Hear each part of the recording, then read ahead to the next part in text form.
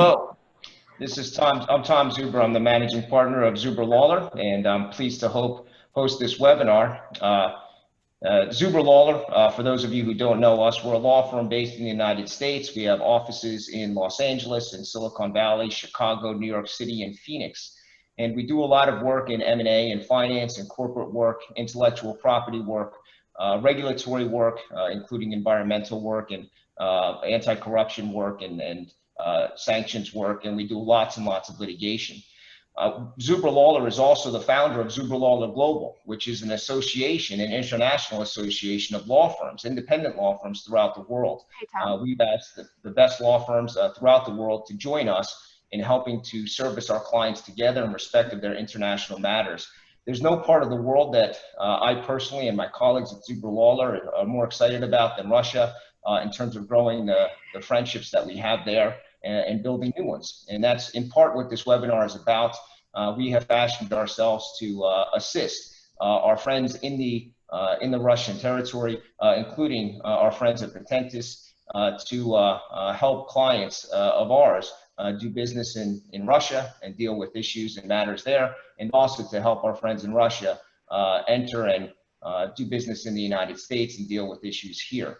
And so on that note, without further ado, I'd like to say welcome to our webinar, and I'd like to go ahead and pass off the microphone to my friend Dmitry Markanov, the managing partner of Zuber Lawler. Oh, we haven't started yet. Okay. Sorry, Tom, we have not started. We haven't started yet, yes? I thought at first I'm looking at the time here. I'm looking at the time here and it says 8:30, so I was told. I'm broadcasting now. I'm just letting you guys know, Tom, I'm broadcasting now, and I'll, okay, starting now. Great. Hello, everyone. My name is Tom Zuber. I'm the managing partner of Zuber Lawler. We are a law firm in the United States with offices in Los Angeles, where I sit, in Silicon Valley, in Chicago, New York City, and Phoenix. And Zuber Lawler does a lot of work in the areas of M&A, finance, corporate, intellectual property, regulatory work, including FDA, environmental work, anti-corruption work, sanctions work, and also lots and lots of litigation. Zuber Lawler is the founder of the international law firm network, Zuber Lawler Global. And Zuber Lawler Global is comprised of hundreds of attorneys in jurisdictions throughout the world that collaborate to help their clients, their respective clients, with international matters placed throughout the world. I'm delighted to welcome you to our webinar today, Startup Lessons, What You Need to Know Before Entering the US Market. And I'm also delighted to announce our collaboration, ongoing collaboration with our friends at PATENTUS. And we're delighted also to have the managing partner of PATENTUS, Dmitry Markanov, moderating this panel. And so without further ado, I say again, welcome. I thank you for your time. Zuber Lawler is very excited to assist its friends in Russia in terms of entering and doing business in the United States, and also excited to look to our friends in Russia to assist our clients with their matters in Russia. And so without further delay, I pass it off to my friend Dmitry Markanov, a managing partner of PATENTUS. Dmitry? Thank you, Tom.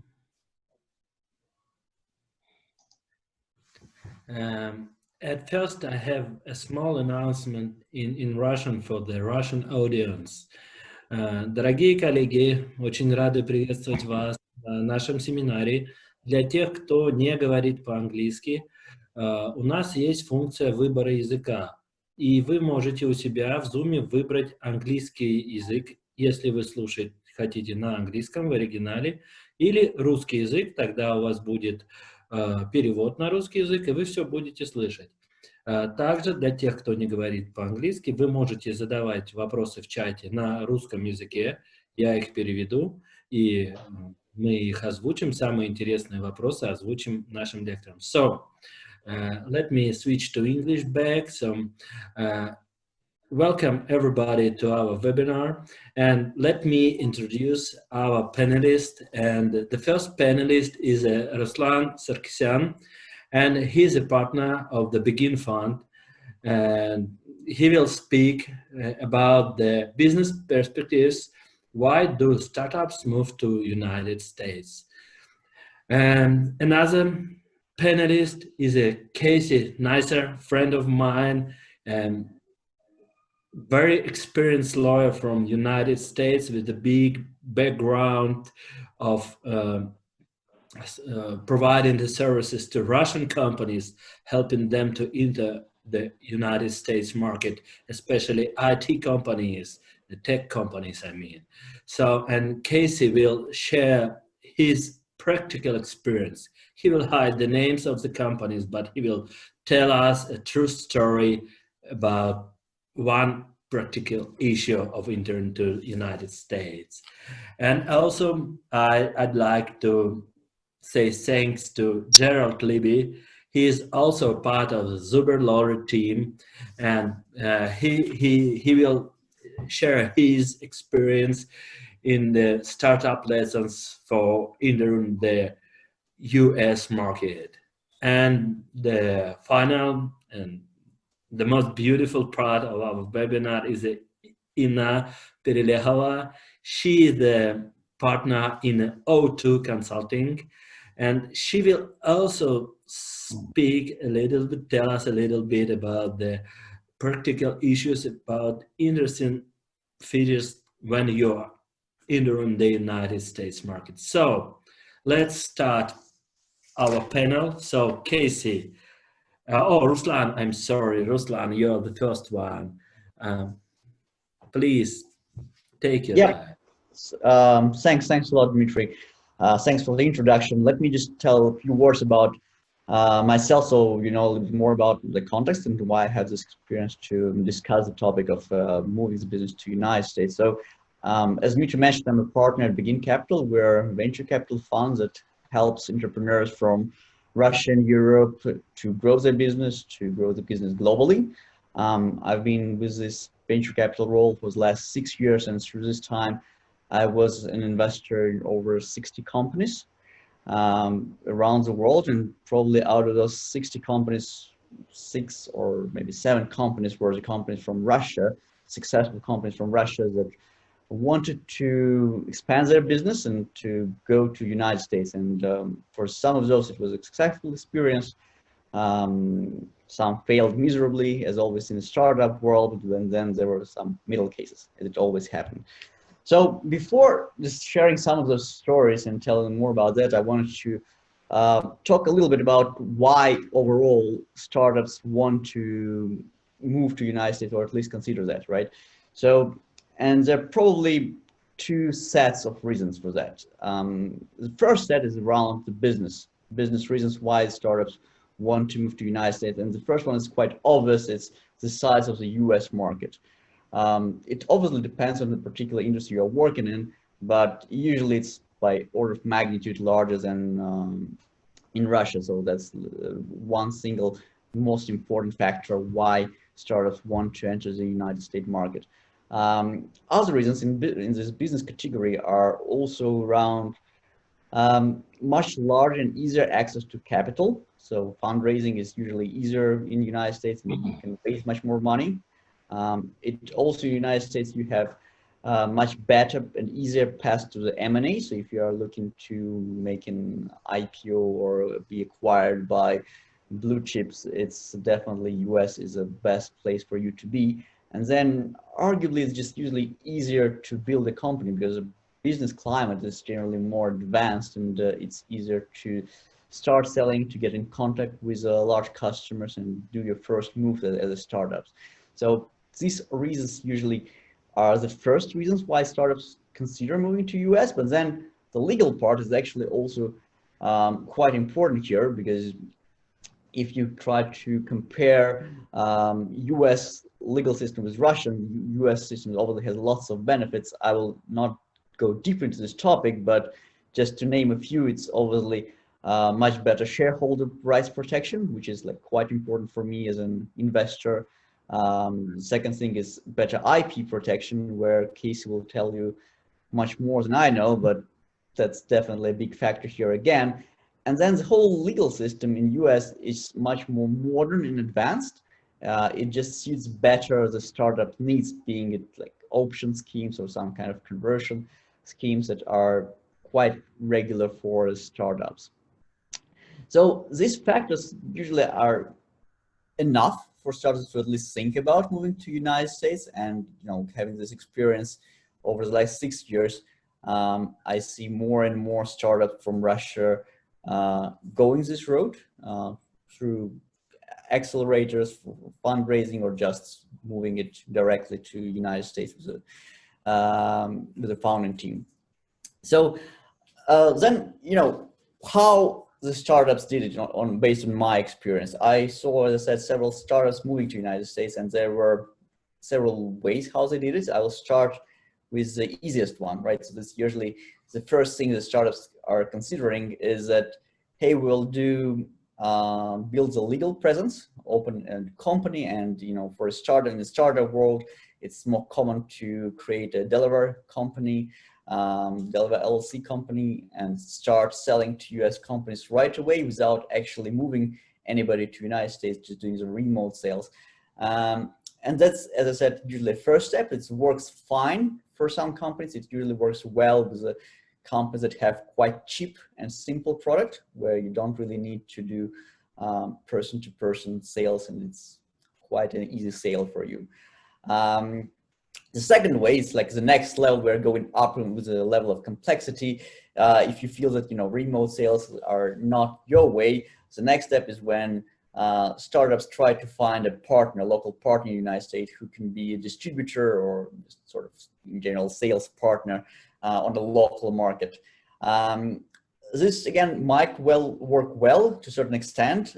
From my experience, not a single large company was built this way. So it's usually sort of very intermediate first step before you test the market and go into it. Then going again level up is the next level is when you are trying to build a local team there. So you're building a local sales team. So you obviously have an entity in the United States and try to build a sales team there. It usually involves the CEO or the founders spending at least some time in the United States.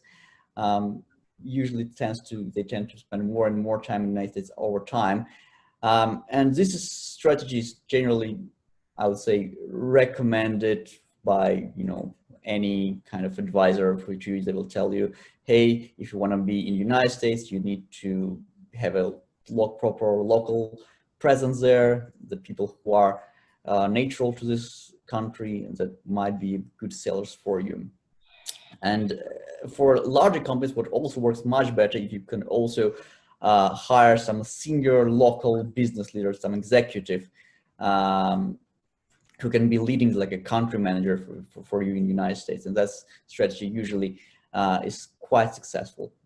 And then the next level, the highest one, is that the one that probably becomes more and more popular right now is that when you actually just move the whole company to the United States. So it's for a startup company, if you're starting earlier, you don't have too much ties with Russia, you just take the whole your leadership team and founders and they're moving to United States, just building R&D teams in Russia where it makes sense because it's cheaper and more efficient to have in Russia. But then the whole company is moved to United States. And that's the direction which is chosen by majority of startups nowadays.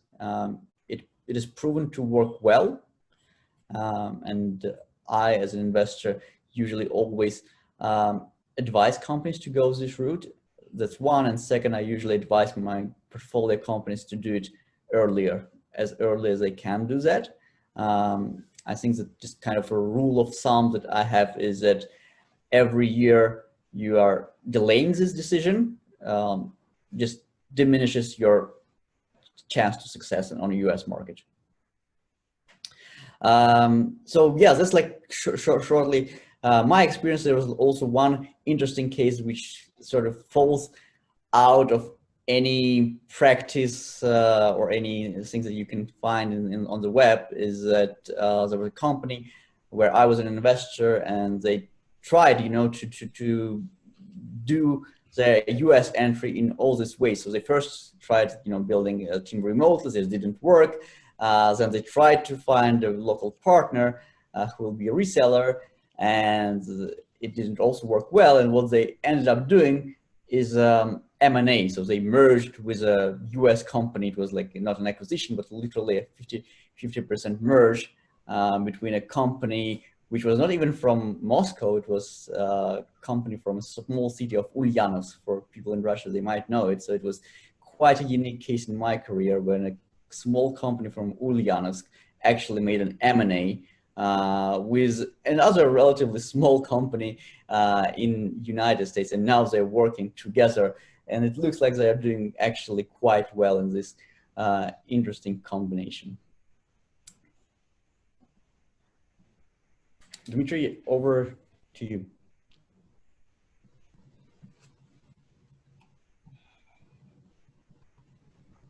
Dmitry, yeah. So Ruslan, thank you. It was very fast presentation, and now we have some time for the questions and answers. So I have a couple of them at the moment. Please let me be the first to ask you a question. So based on your experience, how really is it easy for a Russian company to go to United States market? As for me, it looks quite complicated to go to United States to establish some business there. So according to your experience, how it is in the real life? Right. So no, I think it's definitely never an easy task. That is for sure. And every time the company will face a number of challenges. And while all cases are unique to some extent, I can probably try to highlight some major challenges that companies usually face when they go to United States.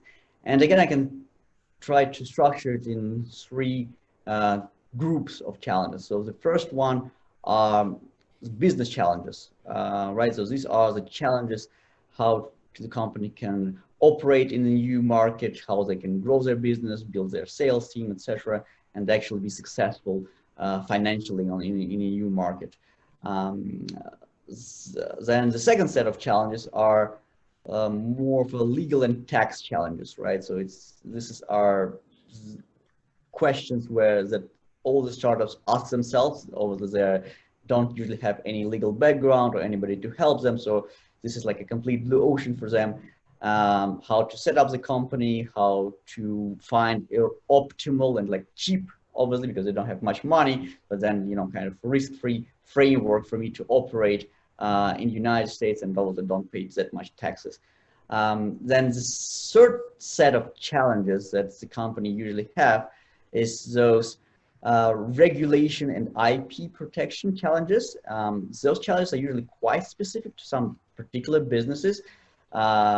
They might be a huge problem, especially for those heavily regulated industries like healthcare or finance, where those regulations can be your go or no-go factor, either you're successful or not. And out of those three factors, as I said, they're all very important. They're all challenging for startups. They're not easy, but my experience is that when we talk about legal or regulatory issues, it's usually a matter of finding the right advisors that can help you, and obviously having enough money to pay to those advisors to sort of have this proper service. And that's, again, talking from an investor point of view, whenever I'm an investor in a company, I'm happy when my money is used for that. So that's like what matters for legal and regulatory part, but then the business challenges are usually much more tricky to solve. They're less homogeneous, right? So then there's no any easy framework or any kind of step-by-step guide what you can do to be financially and business successful in United States and just as any other country. Thank you. And as you said, there are three main challenges in the business, in the regulations, and maybe you can give us some examples from your personal background of those challenges, business challenges? Mm-hmm. Yeah, sure. So talking about those business challenges that any kind of startup is usually facing when they enter a new market, and probably I can tell even more, it's not about only about like for Russian companies to moving to United States, but it's actually the same for any company moving to the to any startup moving to a new country. Let's could it be even, you know, French company moving to United Kingdom, which is geographically super close, but in terms of the business challenges, it's almost the same level of complexity eventually. So those business challenges are usually related to hiring people locally, selling to local companies, and fundraising from local investors. As you can see, those three challenges are actually very connected to each other. The source of these challenges all is about, you know, communicating with other people, building trust with these people. Obviously, when you're an outsider, you're from Russia, you don't have enough level of trust from other parties, they don't trust you, and then you can't communicate at the same level. By that I mean that, you know, you don't have this cultural context, you don't have this business standards, and then just some of the social context. Just, you know, regular example, when you start the conversation, if you're from Russia, you just can't discuss all this great last week football game, or you don't know this NBA teams at all, so you just can't do the small talks, and you just don't know what's the business standard, how to start the communication, how to do the first interaction, first meetings, etc. And I can say that there's like no simple shortcuts, like, you know, how to sort of click all those things. It depends very much on your team, on your personality, etc. But rather there are certain steps that, you know, a founder can take to start solving this, and it will come up with time. And usually the first step in this is always just for a founder, for a CEO to, you know, start it and physically move himself to US and spend some time physically in US talking to the local people there and living the life here. So I'd like to ask Casey in this particular aspect, because it is your point of view, Ruslan, it is your experience as a Russian citizen. I want to hear the point of view of the American, of United States citizen, Casey. He's an American lawyer. Is it true that there is lack of trust to Russian companies? Is it a real problem? And how would you recommend to overcome it? For example, to have a good friend in the United States who will make a connection, or a good lawyer who would be like a warranty of your intentions. So I think it is very helpful to have a good friend in the United States who can help you understand how our two cultures have many more things in common, I think, than maybe we even realize. I know that there is a strong belief among Americans that Russians could be perhaps very smart and could perhaps have products that are better than others because of technical knowledge and a strong tradition of education. So I feel the challenge is to show that these Russian companies offer something unique. They have their own traditions, yes, but Americans appreciate a product that is good or better than what's available and that will help them. So the main point, if you have a good product, don't hesitate. Find a friend or a lawyer in the United States and move on. So Casey, we just moved to your part, and I'd like to present your panel topic, and the panel topic of cases is the issues that startups may face.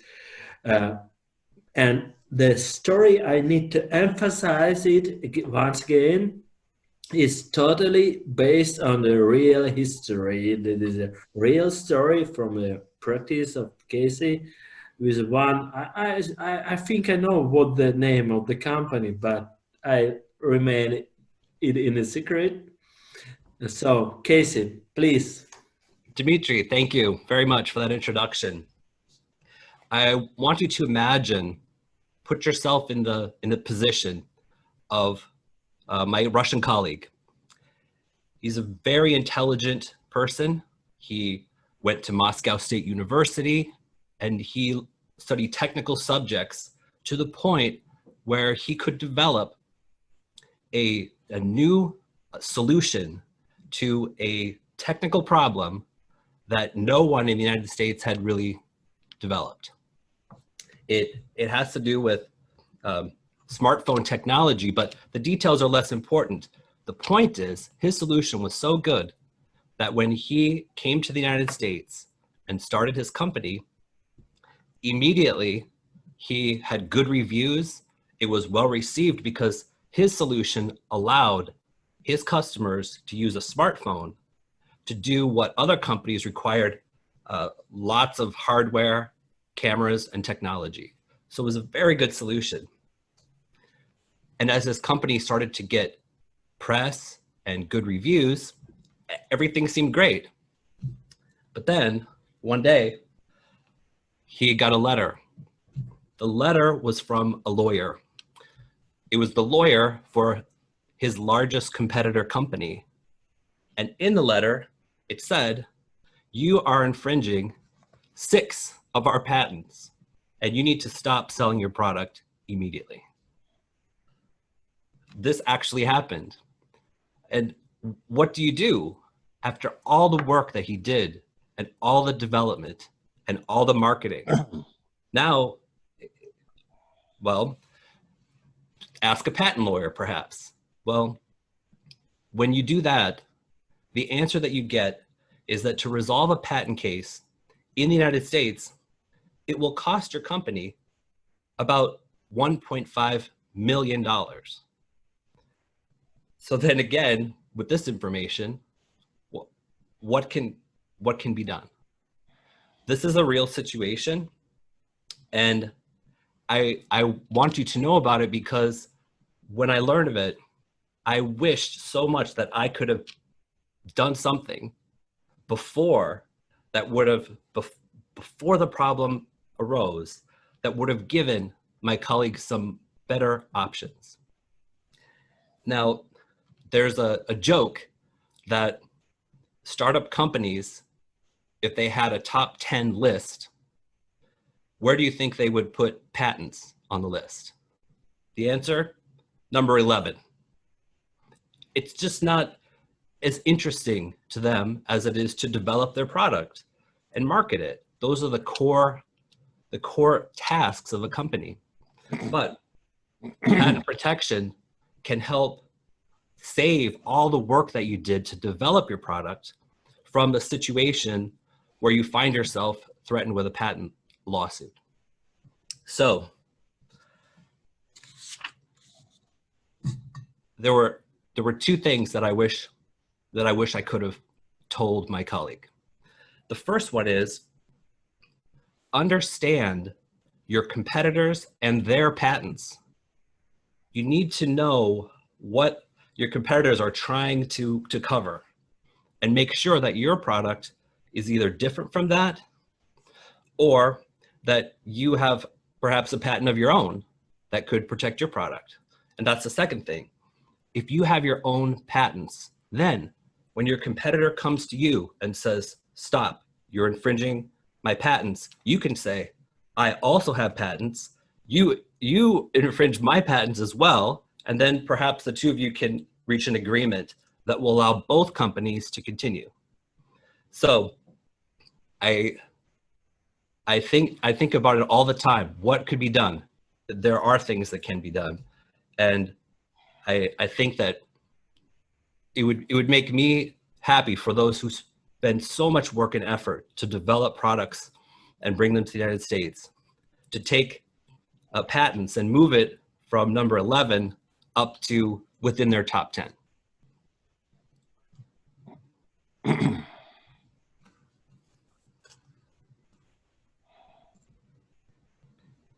Casey, thank you. And what I need to agree that in Russia, we have lack of patient of attention to the intellectual property. Companies still do not understand how important these assets are. They think that the factory is important, that the land under and around the factory is important, that the bills and account in the bank is important. But patent rights and trademarks are not important. And when they come into you and asking how to go to United States, my first advice, make a search, make a thoroughly patent search if you are infringing somebody's patent or not. Then file as much applications as you can. Really patent your device or whatever it is, technology or way of doing something, does not matter. It will help you. And you're absolutely right. That is a common Russian approach to save the money on their own ways, on their own places. So the patent is not the place where you should try to save your money. So, and I would like to ask you about another aspect concerning the patent trolls. For example, in Russia, we do still suffer from them. We still have some issues. They're trying to register trademark or to patent something and to file a lawsuit against the company, and you need to protect. But in Russia, it is much easier. You don't need to spend $1.5 million to protect your rights. It could be $10,000, $5,000, $15,000. But so what is my question? Is it really still a possibility to have an unexpected attack from the patent troll to a startup? Yes, it is. How they do it, if they do? Yes, it is. But I would like to say that I think the first issue for a startup is to look at competitor patents. And that's because your competitor wants you to fail. Your competitor wants you out. Patent troll wants you to succeed, but they want some of the money. The important thing in dealing with the patent troll is to understand through investigation and understanding what kind of a troll are they? Because over the years, I've seen many different ones. Some want just a little bit of money and they will go away. You could break it like this. Some will take $15,000 and they'll be fine. That you can live with that perhaps, but others want more and more. You have to know what kind of troll is it. But yes, trolls will go for startup companies, but I feel like they're not as much of a threat as a competitor who wants to stop your business altogether.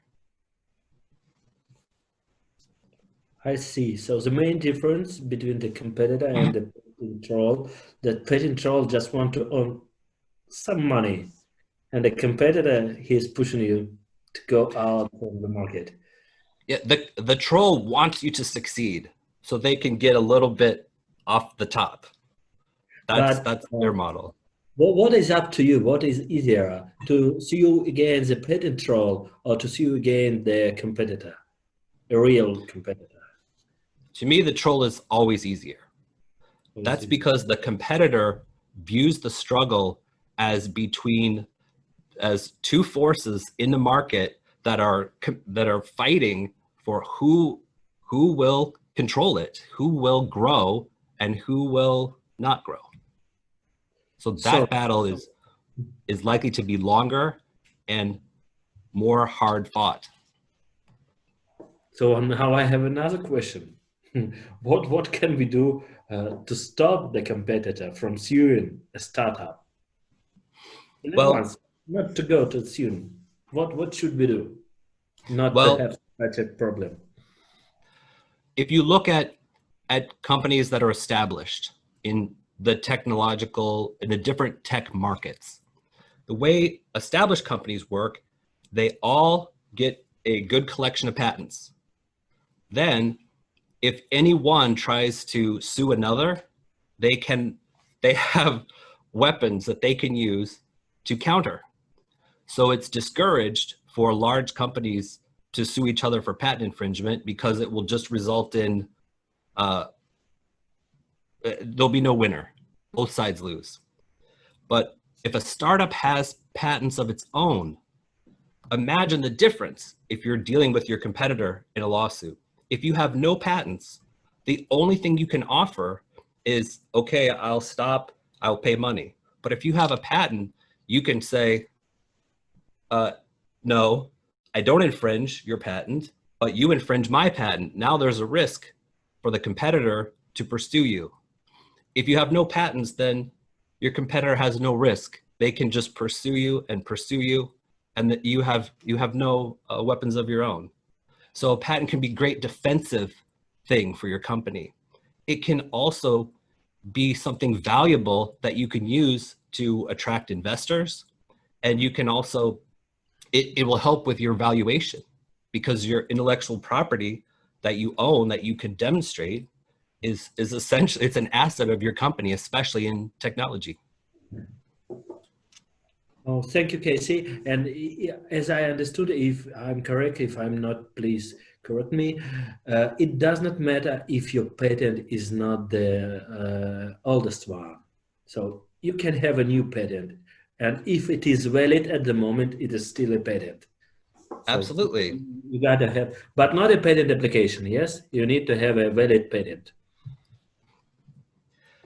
I agree with you. An issued patent is much more valuable, but that doesn't mean that applications are also published, as you know, so people can see your progress, and it's possible to see the vector that you're pursuing, so your competitors can see that, and it will tell them that you have a strategy. So, as I understood you correctly, I suppose that the main strategy, again, the competitors to have your own patents in the United States. And what is the strategy against the patent trolls? For me, patent trolls is a game of chess. You must understand your opponent and use their weaknesses to beat them. Okay. And it requires understanding of the people involved, their history. How do they approach companies? How much money do they take? How sophisticated are they?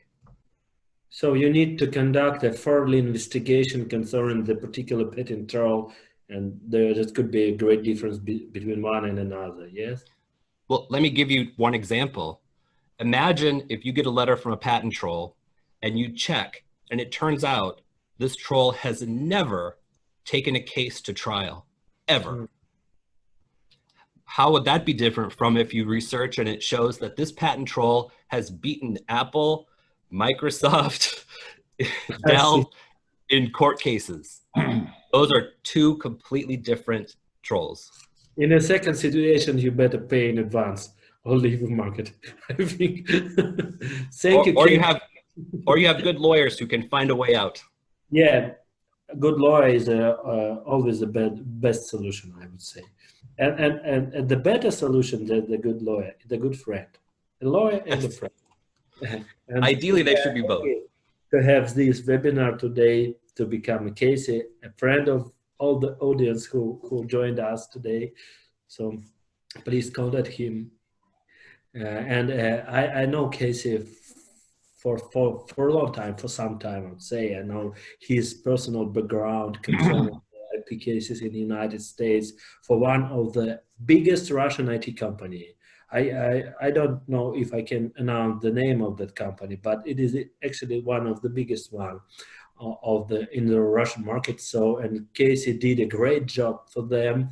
He won 10 out of 10 cases against patent trolls and competitors. So let's move. Thank you, Casey. Let's move further to the colleague of Casey and Gerald Libby. And Gerald will give us some lessons for the startups when entering the United States market. Gerald. Thank you, Dmitry, and hello, everyone. It's a pleasure to be speaking with you today. When one thinks of Russian or other non-US companies or investors coming to the US. There's a wide range of different types of transactions, ranging from starting a new business from the ground up to a portfolio investment, a fund, acquiring interests in many, many different companies, to a joint venture where teaming up with a US partner is really the central feature, to a licensing arrangement where an offshore company grants a license to intellectual property to a US licensee. Those are just four obvious structures, that they all differ greatly and they all implicate different aspects of the US legal system.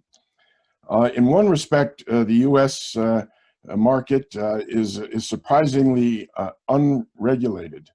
A Russian company can establish a US business entity, a corporation or a limited liability company, can invest in it. That entity can hire people, can rent office space or warehouse space, can enter into contracts with distributors and sell products, all without any government approvals. Nominal filings would be all that's required for any of those transactions, and there are very few countries in the world where that can be said.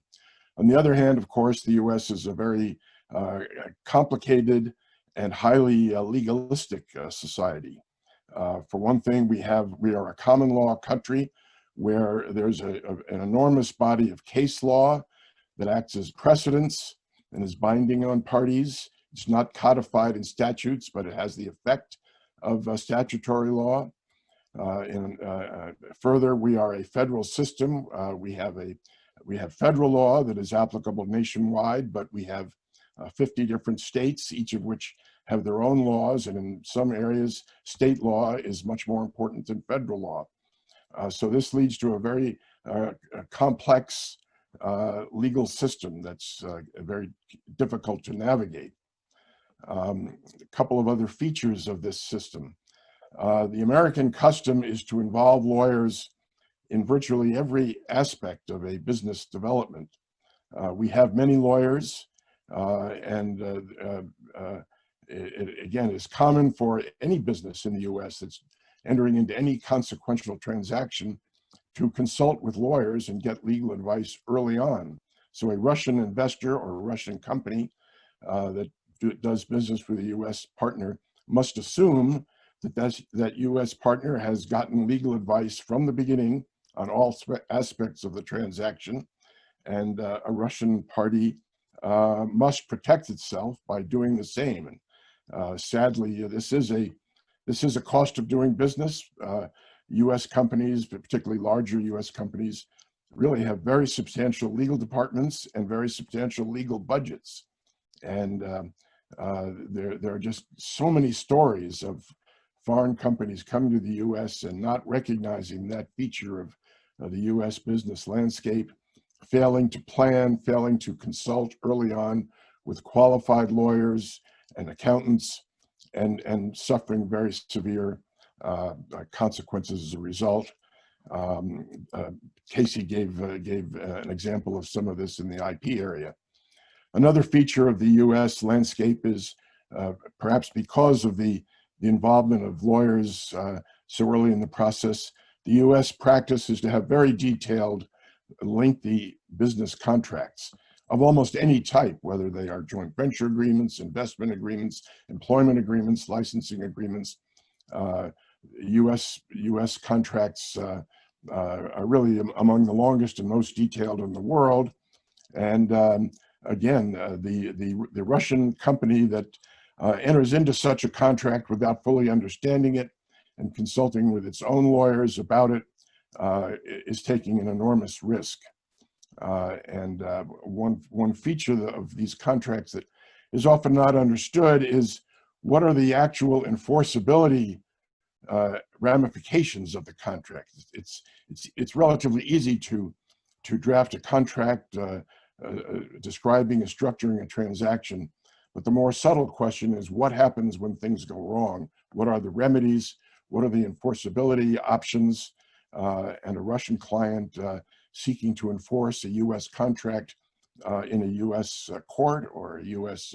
Arbitration may be at a very severe disadvantage if it hasn't understood those issues from the outset. I'll just mention 3 areas of law which in my experience are among the most important for a Russian investor or any foreign investor to understand. Number 1 in my experience would be tax issues. In a cross-border context, it's necessary to understand both U.S. and Russian tax treatment of any transaction, particularly a transaction involving the flow of funds from the U.S. to Russia or to an intervening third country. One needs to understand U.S. withholding taxes and the application of the U.S.-Russia tax treaty, as well as the treaties and tax laws of any third country that may be involved. We have a provision of U.S. tax law that's well known by its code name, Internal Revenue Code name, Section 482.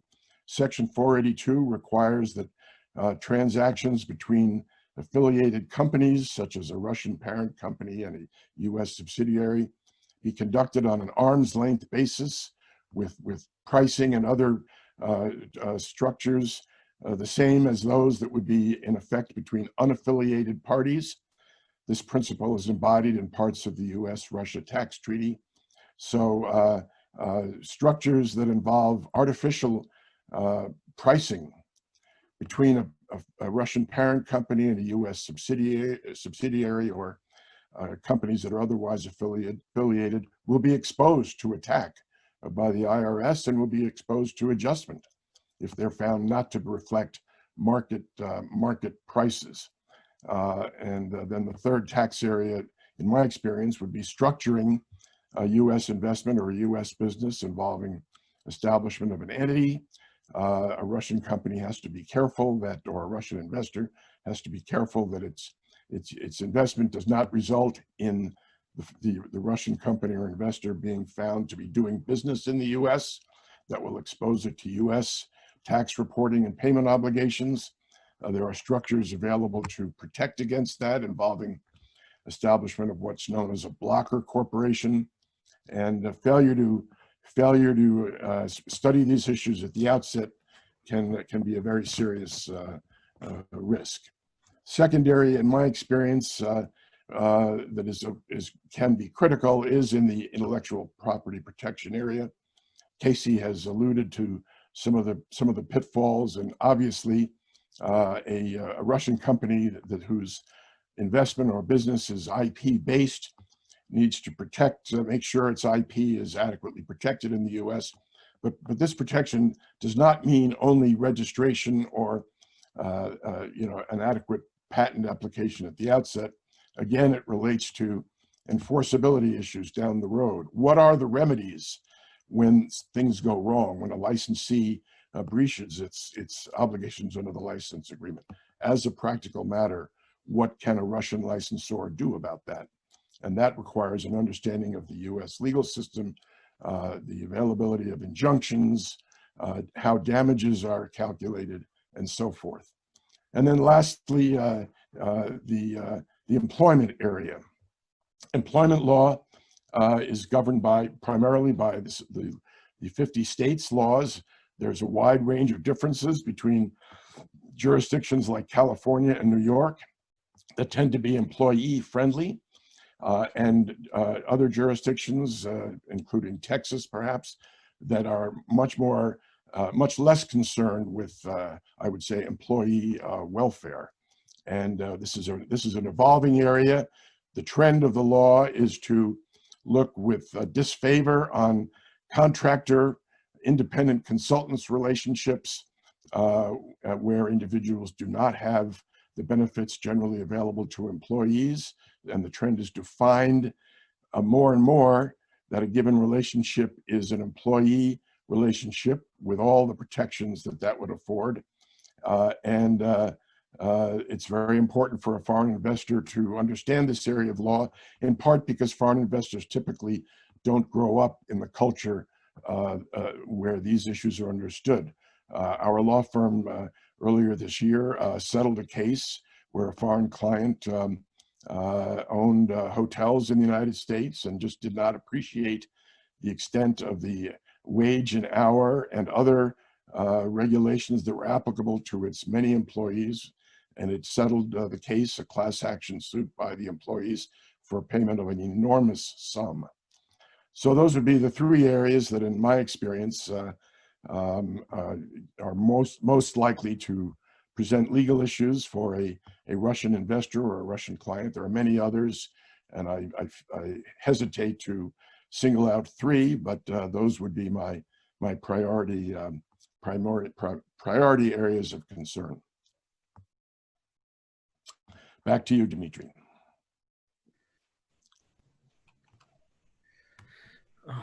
Just a second, Gerald. I need to switch on my camera back. Thank you, Gerald. Thank you very much. Honestly, it was very interesting. And I have my personal one personal question.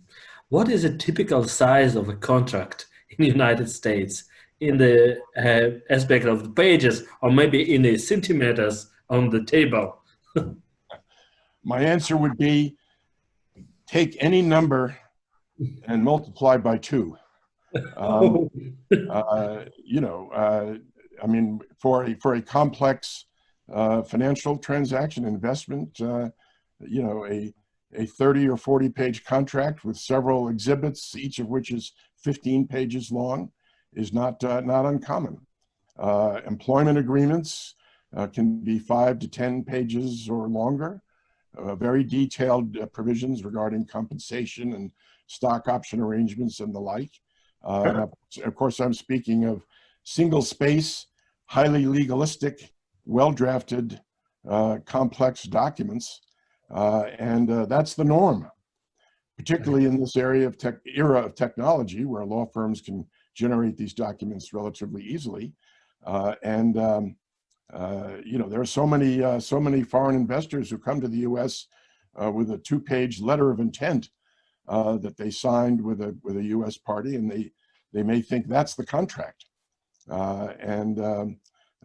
know, it just there are just many war stories, many of them unhappy, revolving around this difference between it's a cultural difference, really, between two points of view about what constitutes a contract, what is a contract.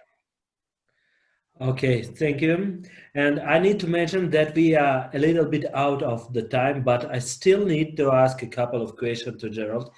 So the first one, what are the typical types of entities which foreign business establish in the United States? Well, there are, we have 4 or 5 different types of entities, but usually it's one of two types. And both of these would be established at the state level. And they are a corporation, a classic corporation, and a limited liability company, or an LLC. And again, each is established under state law, and the state laws do vary somewhat, and the selection of a state can be significant. Ruslan spoke of Delaware corporations, and for companies that are going to have multiple shareholders, where shareholder rights are an issue, or where there may be financing transactions down the road, Delaware is a very popular jurisdiction. On the other hand, if a business is going to operate only in California or another state, and it's going to have only one shareholder, it's a subsidiary of a foreign company, incorporating in that particular state is usually sufficient. Then the limited liability company, or LLC, as I'm sure most members of our audience would know, the main features are it has the limited liability of a corporation. In other words, the shareholders are not liable for the obligations of the corporation. But on the other hand, there is a pass-through of income, so that the LLC itself is not a taxed entity. The tax consequences flow through to the members. And that is where a foreign investor can encounter difficulty, because if a foreign investor invests directly in an LLC in the US, and that income flows back directly to the investor, there can be U.S. tax consequences as a result. And so that's why we often advise creating an intervening entity called a blocker corporation. So the Russian investor invests in a blocker corporation, which is a traditional corporation, and it's that corporation, that's a U.S. corporation, and that corporation in turn invests in the actual operating business. Oh, I see. Thank you. So we don't have only one answer for that question, so it depends on the business, on your interest. So, and I have one more question. So for most of us from Russia, the biggest problem in the United States, if you have a case, a litigation, like somebody trying to sue you. And as for me, the biggest problem is the price for the services. It could be $1 million or more. And what are the other problems I might have if I would be sued in the United States? Well, that's a very good question, and the answer, a good answer to that would be a very lengthy one. We call it, this falls under the heading of dispute resolution, and dispute resolution is a very complicated subject, and it feeds many lawyers in the United States. And as you would know, there are generally two types of dispute resolution: litigation in the courts. And here again, we have a federal court system and a state court system versus arbitration. And arbitration is a private resolution mechanism, and there are different institutions which provide it. I've just represented many foreign companies over the years who have been shocked at the costs and burdens of litigation in the United States, often revolving around what we call discovery, which is an investigation process involving exchange of documents and depositions. Depositions are intrusive and expensive and very difficult for a company to undertake. And I've literally been involved in cases where a U.S. Party, knowing of a foreign client's inexperience with litigation, and particularly with depositions, has attempted to depose a CEO of the or high-ranking officer of the foreign party, mainly for the purpose of harassment and embarrassment. And the foreign company's position, as communicated to its counsel, has been, whatever it takes, settle this case. We will not let our CEO be deposed in the United States, period. And that has become the driving force in resolving the litigation. I've probably been involved in 5 cases of that nature. So all I can say is litigation and arbitration are very painful, time-consuming and costly, and a Russian investor or Russian company should do everything possible to protect itself against that. And the best way to do that is to have good contracts, understand and draft and negotiate good contracts. Okay, thank you. I would say that as a litigator in Russia, I have the same experience and impression about the United States system. When I was in the United States at some convention, I met a very cool guy. He is an IP lawyer, one of the most promoted one in the United States. And we start talking to him, how many court cases do I have in my background and how many cases he has. So, and when I announced that I have more than 500 court cases in my personal background, he said that you are more experienced than any judge in the United States, because we have one judge, he just retired, and he is the most famous judge for IP cases, and he has less than 200. So come to the United States and become a IP lecturer or something like that. But why it is like that? Because the length of the case in Russia is much shorter and expensive, and we don't have the discovery. And I know that in the United States, each legal company has a printing center below the building, and it copy center. Yes, when you copy papers, provided it for for that stage, and it almost the same expenses for the lawyers and for copy center. So thank you, Gerald. I would mention at the moment that we have a couple of questions for Casey, but we won't let him to answer them because we have Inna Perelехова from O2 Consulting, a very, very well established and very good consulting company in Russia. And as I know, they're friends of mine. They had a very good experience and a very good background in the aspect concerning their in the United States, any other foreign markets, European market, but concerning the United States market, they have a huge experience. And Inna she will share her experience, and it would be some tricky things which you must know when doing the business in the United States. So we already know the tricky things. Patent in advance, be ready for high bills for litigations and so on. So Inna and Gerald, thank you once again. And Inna, you're welcome. Please start. Hello, everyone. Thank you, Dmitry, for such an introduction. Pretty much I have nothing else to say about myself and to advertise myself, except that indeed we've had some quite nice and successful projects which have entered the US market, and they are being exercised and realized right at the moment. Thanks God, we haven't yet met big litigation bills, which makes me think that we did a good job at the end of the day. But I will try to keep my speech to more business-like tricky things, because we spoke about patents, we spoke about the form, we spoke about the importance of the well-drafted and agreed agreements, and I will speak just about a general approach which startups should consider when they enter the US market. And first of the key points and tricky things one should consider is that Delaware cannot fit everyone. It's a common practice nowadays that people read on internet, or they speak to their friends and they go and register Delaware company just because it is popular and it is the way forward.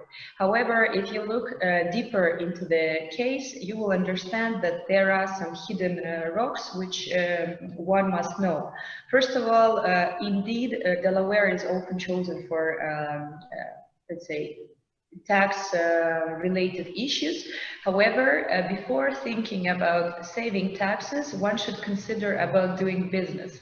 And that's the second rock, because basically you need to concentrate on the market you will be targeting, on the state where you will be doing the business actually, and only then you should establish the state where you're gonna have a company. So for example, if you're entering the Californian market, then probably it might make sense to enter a Californian company, to get a Californian state company.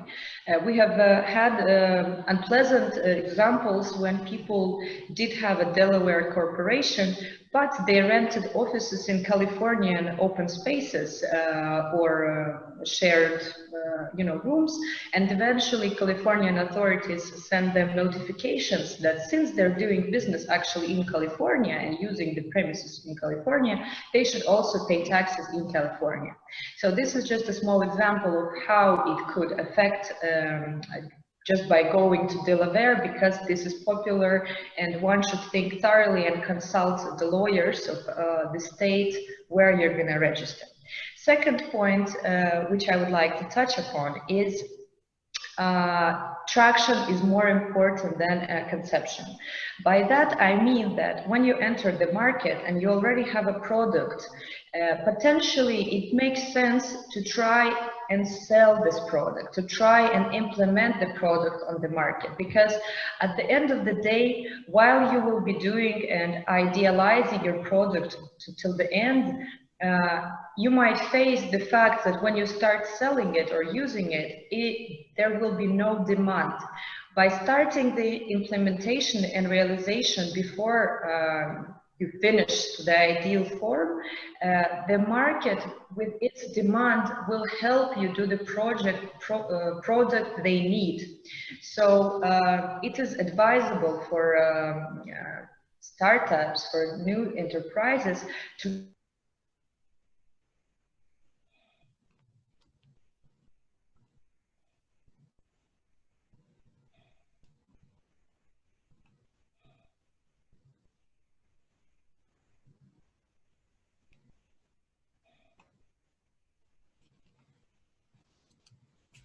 All right, it looks like we've lost Inna for a second. Until she gets back, we have a couple of questions. Yeah, we have a couple of questions to you, Casey. It was for me quite a surprise as well. So, Casey, you was very interesting. That's why I think you have a personal questions from our audience. And first question, I put it down. So, what is a typical price for the patent search in the United States? You're welcome. I would say to start, you shouldn't pay more than about $1,000 for the initial search. But the problem with searching is sometimes you get more than you expect. Maybe you get only a few results and it's easy to analyze them. But what if you search your competitor and you find dozens of patents? The best course is to work with a patent attorney who understands how to interpret the patents that the competitor has. And I'd say do it in stages. Do one check, see what you get. If you get a lot of results, then you might need to think about a bigger investment. But maybe there will be few results, then it will be simple. So that's my answer. Okay, very typical American answer of the American lawyer. It is from 1,000. So thank you, Casey. And another question, it is, as a lawyer, I do understand you. It is quite hard to answer the question how much it could cost. It depends. It really depends. But another question is about the trademarks. So we have Inna, she's coming back to us, but as we started the Q&A section, another question for you, Casey. The question is about the trademarks. Imagine the situation, there is a small Russian company entering the United States market, but not the market in general, but just starting to sell its products on the Amazon, for example.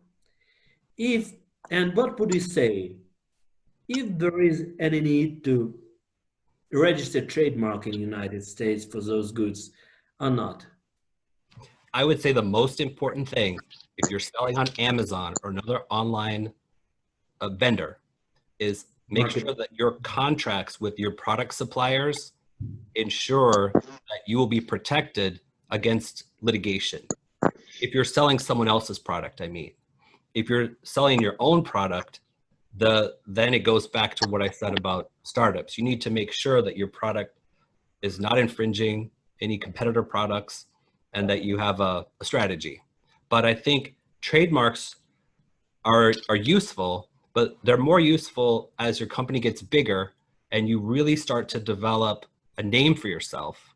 Then I would suggest trademark. But if your concern is specifically online, the main thing is to make sure that the products you sell, that you have guarantees from the manufacturer that they will defend you if you get into a lawsuit. But if this question arises not from the marketplace, this question arises from the company who produced the goods. So, and I would add to the case's answer, if you are a company producing the goods and selling them through the marketplace, for example, Amazon, first of all, typically any marketplace has personal regulation, private regulation concerning trademarks. So first of all, you need to have a registered trademark to be on this marketplace. Secondly, if you think that the marketplace would be responsible for the fake goods you are selling, or if you think that the marketplace would be the part in the litigation case, no, you would be the infringer of the trademark. You produce them. And if marketplace will be an offender and will lose a case, they will sue you twice for all the damages they have because of your goods. That's why I think if you are trying to get to any marketplace, for example, Amazon or Alibaba, AliExpress, you should register trademark. So Inna, we are happy to see you here again. We are very happy that you solved your technical problem. So please, apologize. Casey, thank you for your answers. And Inna, you are welcome again. Thank you. One unexpected tricky thing, be prepared with your technologies when entering US market or speaking about it. Yes, thank you guys. Just to finish a couple more points, and one of them is that when you enter US market, you might have a brilliant product. But since it's a completely foreign market, you must be prepared to double the time for realization of your product.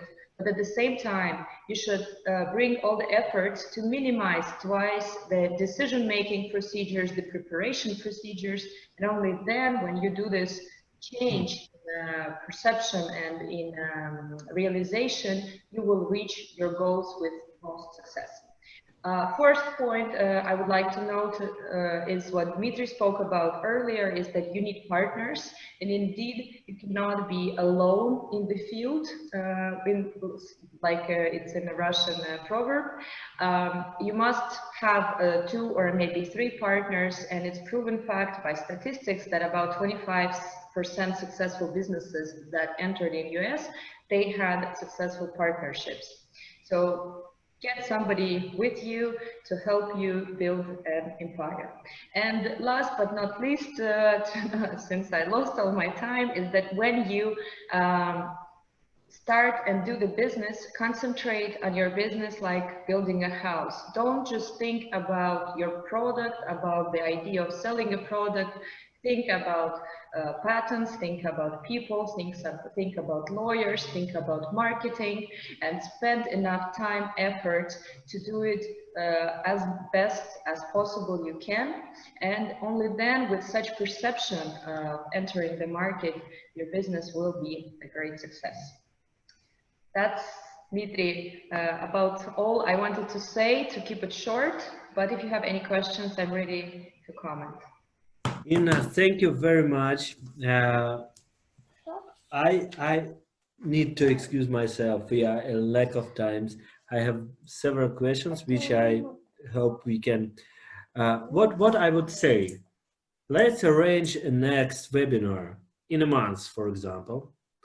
And according to the backup from the audience, the team seems to be very interested. And I already have a couple of replies from the audience, and everybody saying that this seminar is quite interesting. So let's make another one next week or next month, and we will have an opportunity to further investigate, to further search that theme. Inna, thank you very much for your panel topic. And all the panelists, I thank you all. It was very interesting for me. I hope very interesting for the audience. And it was even interesting for my son, who is standing here by me, participating in all the webinar today. So thank you all, and goodbye. Goodbye. Bye. Bye. Bye. Bye.